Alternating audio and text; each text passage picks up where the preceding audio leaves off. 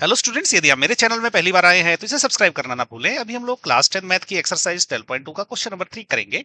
इसमें उन्होंने हमें एक गुलाब जामुन दे रखा है और उसका शेप देखिए किस प्रकार का है।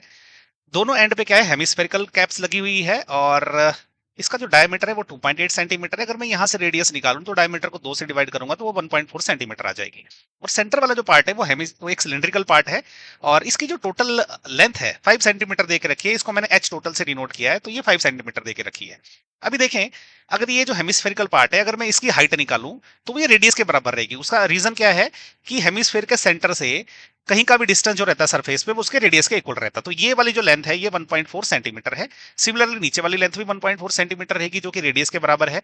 अब यहां से अगर मैं ये सिलिंड्रिकल पार्ट की लेंथ निकालूं तो वो क्या रहेगी, इस टोटल लेंथ में से 1.4 और 1.4 माइनस करना पड़ेगा तो 2.2 आ जाएगा।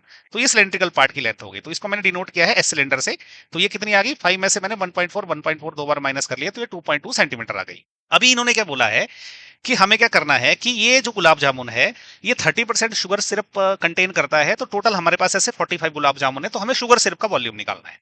तो देखिए, वॉल्यूम ऑफ शुगर सिरप कैसे निकलेगा, सबसे पहले हम एक सिंगल गुलाब जामुन का जो है वॉल्यूम निकालेंगे। तो वो कैसे निकलेगा, सबसे पहले जो हेमिस्फीयर है ऊपर हमें इसका वॉल्यूम लेना है।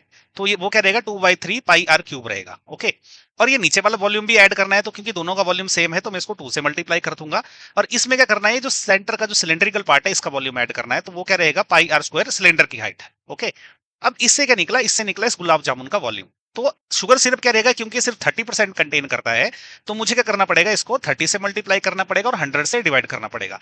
तो ये निकलेगा कि एक गुलाब जामुन कितने शुगर सिरप कंटेन कर रहा है। अब हमारे पास ऐसे टोटल 45 गुलाब जामुन है, तो इसको मैं 45 से मल्टीप्लाई कर दूंगा। बस यहां तक कॉन्सेप्ट समझना जरूरी है, अब आगे तो कैलकुलेशन है। अभी मैं क्या करूंगा, ये जो अंदर वाला एक्सप्रेशन है इसमें से पाई r स्क्वायर कॉमन निकाल दूंगा, उससे कैलकुलेशन आसान होती है। तो मैंने इससे जब पाई r स्क्वायर देखिए यहाँ पे कॉमन निकाल दिया, तो अंदर यहाँ पे रह गया 4/3 × r प्लस, और यहाँ पे रह गया एच सिलेंडर। और 30/100 और 45 ऑलरेडी था। अब क्या होगा, वैल्यूज पुट करेंगे, आर एच और पाई की वैल्यू हमने यहाँ पे पुट कर दी है। अब जब ये हम अंदर वाला सॉल्व करेंगे तो ये कितना आ जाएगा, ये आ जाएगा 12.2/3। और 22 ऑलरेडी था। और हमने इस 7 से क्या करेंगे, हम इसको जब कैंसिल करेंगे तो ये 0.2 रह जाएगा, क्योंकि 1.4 जो है 7 से कैंसिल हो जाता है। अभी 0.2 को 1.4 में मल्टीप्लाई करेंगे और उसको 30 से मल्टीप्लाई करके 100 से डिवाइड कर देंगे, तो वो आ जाएगा 0.084 मल्टीप्लाइड बाय 45।